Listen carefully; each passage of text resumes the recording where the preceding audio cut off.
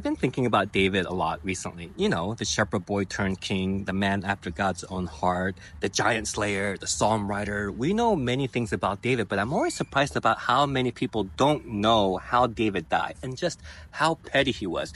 Because when David was dying, literally on his deathbed, he didn't give Solomon a tearful blessing. He didn't write one final song of praise. He didn't whisper, "Be strong and courageous," or "Keep following the Lord." None of that. Instead, David gave Solomon a hit list. You can go read it yourself in 1 Kings chapter 2.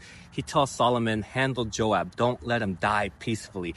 Deal with Shimei. You'll know what to do. Basically, he's saying, make sure all these people who wrong me don't forget what they did to me. It's like a holy version of the Godfather. And this is the same David we're told to admire, the one we lift up in Sunday school like a biblical hero. And here's the thing. I'm not here to cancel David. I'm here to say this is exactly the point. The Bible isn't a spiritual hall of fame. It's not a collection of perfect moral examples. It's a story of real humans, flawed, complicated, sometimes faithful, sometimes vengeful, and still met by God.